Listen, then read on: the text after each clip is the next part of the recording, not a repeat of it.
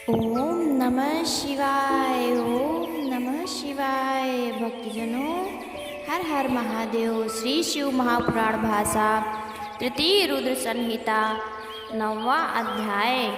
काशी में भैरव जी का आविर्भाव की कथा हम आगे सुनेंगे। नंदीश्वर बोले, हे सर्वज्ञ सनत कुमार जी, अब मैं तुम्हें भैरव जी की दूसरी कथा सुनाता हूँ, जो बड़े से बड़े दोषों को हरने वाला तथा भक्तिवर्धक है। शंकर जी के समीप से भैरव जी काल के भी काल हुए। उन्होंने महादेव जी की आज्ञा से कपालिक व्रत धारण किया। वे विश्वात्मा हाथ में कपाल लेकर काशी आए, परंतु तीनों लोकों में विचरण करने वाली उस कठिन ब्रह्म हत्या ने उनका पीछा न छोड़ा। शिव जी की अद्भुत महिमा। एक समय शिव जी ने कपालिक का वेश धारण किए भैरव जी नारायण के स्थान को गए। जब महाकाल त्रिनेत्र शंकर जी के रूप में भैरव को आता हुआ भगवान ने देखा तो देवताओं और मुनियों सहित उठकर उन्हें दंडवत किया और लाकर उच्चासन दे उनके मस्तक पर अंजलि बांधकर उनकी अनेक स्तुति की। पश्चात उन्होंने कमलालया लक्ष्मी से कहा, हे प्रिय, हे कमलानने, हे अनघे, हे सुभुजे, तुम धन्य हो। हे देवी, आज हम तुम दोनों बड़े ही धन्य हैं जो जगतपति शिव जी का दर्शन किया। यही वो प्रभु और ईश्वर हैं कि जिन विधाता ने लोकों को धारण कर रखा है। यही वो अनादि शरण शांत तथा 26 तत्वों से युक्त है, जो योगियों में ईश्वर, भूतों के स्वामी, सब प्राणियों के अंतर्यामी और सर्वदा सब कुछ देने वाले हैं। इन्हें ही योगी जन समाधि में बुद्धि द्वारा देखते हैं। ये वही हैं, इनको देखो। इन्हें ही योगी जन मन में स्थिर कर देखते हैं। ये वही सर्वव्यापक रूप रहित और सगुण रूप धारण किए यहाँ आए हैं। इनका दर्शन कर मनुष्य आवागमन से छूट जाता है। ये वही चंद्रशेखर त्र्यंबक शिव भगवान आज हमारे यहाँ पधारे हैं। हे लक्ष्मी, आज ये कमल नवत नेत्र सुफल हो गए जिन्होंने महादेव जी का दर्शन किया। वो वेद पद धिक्कार है जिसने शंकर जी का दर्शन ना किया हो। यही निर्वाणदाता और दुखों के नाशक हैं। इस देवलोक से बढ़कर अशुभ क्या होगा, जहाँ मुक्ति के लिए शिव का दर्शन ही न प्राप्त हो। ऐसा कहकर विष्णु जी प्रसन्न हो शिव जी से बोले, हे विभो, हे देव, हे सर्वज्ञ, हे सर्व पाप हरता, हे अविनाशी, आप किस लिए भ्रमण कर रहे हैं। हे त्रिलोचन, हे महामते, ये आपकी क्रीड़ा कैसी हुई है। हे कामारी, ये आपकी कैसी चेष्टा है। हे शंभु, हे शक्तिपते शंभु, हे भगवान, ये आप भिक्षा क्यों मांगने लग गए हैं। हे जगन्नाथ, मुझे ये संशय है कि क्योंकि आप तो त्रैलोक्यों का राज देने वाले हैं। जब विष्णु ने इस प्रकार कहा तब भगवान भैरव ने हंसकर कहा, विष्णु जी से अपनी सब कथा कह सुनाई। उन्होंने कहा, मैंने अपनी उंगलियों के नखअग्र से ब्रह्मा जी का सिर काट लिया है। उसी पाप के समनार्थ इस शुभ व्रत का अनुष्ठान किया है। ये सुन विष्णु जी बोले, हे भैरव जी, आप तो समस्त विघ्न हरता हैं, फिर भी जो चाहे क्रीड़ा करे, परंतु मुझ पर तो इतनी कृपा अवश्य कीजिए कि आपकी माया से मोहित न कीजिए। हे देव, आप ही सबकी गति हैं। हे पार्वती पति, मैं आप ही कृपा से आपकी यथावत चेष्टाओं को जानता हूँ। आप ही संसार के समय सबका हरण करेंगे। हे शिव जी, आप पराधीन नहीं हैं। आप अपनी क्रीड़ा में स्वतंत्र हैं। फिर हत्या जो आपके पीछे पड़ी है, इसका केवल यही कारण है कि पापों को करके जो भी मनुष्य आपका स्मरण करे, उसके सब पाप नष्ट हो जाएं, क्योंकि आप में यह सामर्थ्य है। जो मनुष्य आपका भक्त होगा, उसका पाप नष्ट हो जाएगा। हे दयामय, ये तो आपका कुतूहल मात्र है। आज मैं धन्य हूँ जो आप परमेश्वर को देखता हूँ। आज से मेरा परम मंगलमय हुआ जो आपके दर्शन पाया। आपके दर्शन से स्वर्ग अपवर्ग भी तृण के समान प्रतीत होता है। विष्णु जी के ऐसा कहने पर निर्मल लक्ष्मी जी ने अपनी मनोरथी नामक विद्या उनके पात्र में छोड़ दी। भैरव रूपधारी महादेव जी प्रसन्न हो भिक्षाटन के लिए दूसरी ओर चले गए। तब उनकी ब्रह्म हत्या को जाती हुई देखकर विष्णु जी ने बुलाकर उससे सब प्रार्थना की, तुम शिव जी का पीछा छोड़ दो।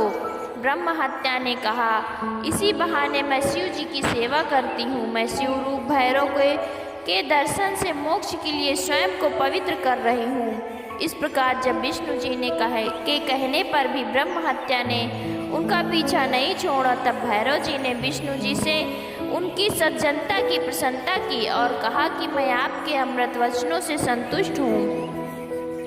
जो चाहो मांगो, तुम मेरे भक्तों में अग्रणी हो। ये सुन विष्णु जी प्रसन्न हो गए। उन्होंने कहा, यही किसी वर से कम है जो मैं आपके दर्शन करता हूँ। मेरी दृष्टि भी निर्मल हो गई। मुझे आज बड़ा उत्साह मिला। सत्पुरुषों को तो आपका दर्शन ही निधि है और इसमें कुछ परिश्रम भी नहीं करना पड़ा। हे प्रभु, आपसे यही वर चाहता हूँ कि आपके चरणों में मेरा कभी भी योग ना हो। मैं हमेशा आपके चरणों में लगा रहूं। इसके सिवा मुझे कुछ और नहीं चाहिए। भैरव जी ने एवमस्तु कहकर विष्णु जी से कहा, तुम सब देवताओं के भी वरदाता हो। इस प्रकार विष्णु जी पर कृपा कर भैरव जी विमुक्त क्षेत्र काशी चले गए। भैरव जी के काशी आते ही ब्रह्म हत्या हाहाकार कर पाताल में समा गई। उसी समय ब्रह्मा जी के शरीर का सिर भैरव जी के हाथ से छूटकर पृथ्वी पर गिर पड़ा और वहाँ कपाल मोचन तीर्थ हो गया। भैरव जी ने वहाँ बड़े आनंद का नृत्य किया, कारण कि भैरव जी के हाथ से ब्रह्मा का कपाल तब तक चिपका रहा जब तक कि वे काशी नहीं पहुँचे थे। परंतु वे काशी में प्रविष्ट हुए त्यों ही उनके हाथ से छूटकर गिर पड़ा। इससे उनको बड़ी प्रसन्नता हुई और वे नाचने लगे। इस कारण काशी सदा सेवनीय है। जो मनुष्य कपाल मोचन का स्मरण कर इस जन्म और दूसरे जन्मों का पाप नष्ट हो जाता है।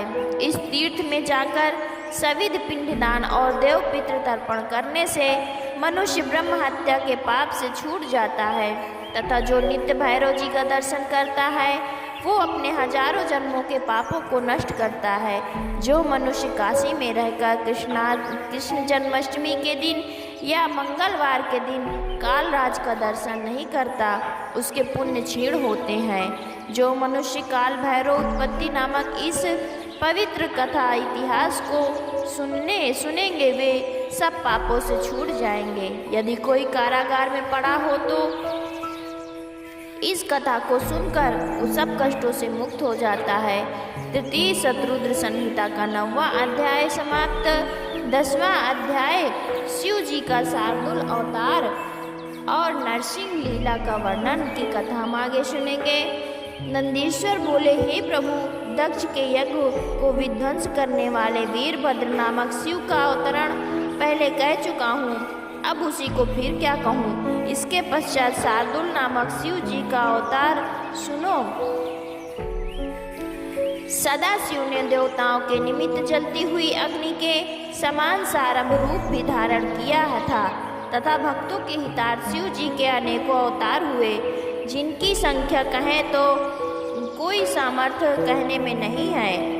तथापि मैंने जैसा सुना है दिव्य सूचक सारभ चरित कहता हूँ। जब अपने जय विजय नामक द्वारपालों को शाप दिया था तब वे दोनों दिति पुत्र कश्यप के से उत्पन्न हुए।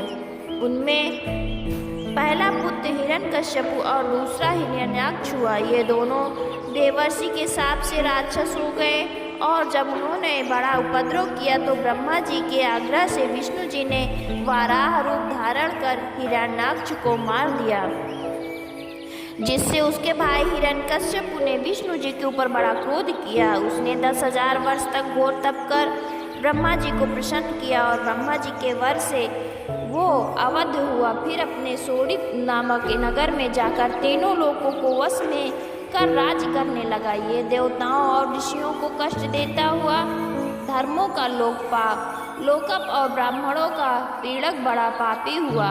उसने विष्णु भक्त अपने पुत्र प्रहलाद से इस प्रकार द्रोह किया कि विष्णु जी का भक्त था तथा दैत्यराज हरि नाम का विरोधी था। तब एक दिन संध्या समय सभा स्तंभ से क्रोध में भरकर नरसिंह जी के शरीर धारण कर प्रकट हुए। तब और तक्षण संपूर्ण दैत्यों को मार डाले। यद्यपि हिरण्यकश्यपु ने उनसे कठिन युद्ध किया, तथापि देवताओं के देखते देखते परमेश्वर नरसिंह ने उसे देहली पर खींचकर अपनी गोद में डालकर अपने नखों से उसके शरीर को शीघ्र ही फाड़ डाला। उसके मारने से संसार सुखी हो गया, परंतु देवता अभी भी सुखी न हुए। प्रहलाद और लक्ष्मी जी को भी बड़ा आश्चर्य हुआ। नरसिंह का क्रोध इस प्रकार शांत न होता था। संसार व्याकुल हो गया। देवताओं को दुख हुआ कि अब क्या होने वाला है तब उनकी शांति के लिए देवताओं ने प्रहलाद जी को उनके पास भेजा। प्रहलाद जी ने जाकर नरसिंह जी की स्तुति आरंभ की। उस स्तुति से प्रसन्न हो कृपा निधि नरसिंह जी ने प्रहलाद को हृदय से लगाया। उनका क्रोध कुछ शांत हुआ, परंतु अब भी उनमें पूर्णतया शांति न आई। तब दुखी हो देवगणों ने शंकर जी की शरण में जा उनकी बड़ी स्तुति की और कहा कि अब भी नरसिंह जी की ज्वाला शांत नहीं हो रही। हे देवेश, आप उन्हें शांत कीजिए। भक्तवत्सल शंकर जी ने देवताओं को अभय कर कहा, तुम लोग निज स्थान को जाओ, मैं उन्हें शांत करूंगा। मेरी शरण में आए हुए जनों का दुख कदापि नहीं रह सकता, क्योंकि वे मुझे प्राणों से भी प्रिय हैं। सब देवता आनंद पूर्वक शिव जी का स्मरण करते हुए जहाँ से आए थे वहाँ चले गए। तृतीय शतरुद्र संहिता का 10वां अध्याय समाप्त। भक्तिजनों, हर हर महादेव, हर हर महादेव।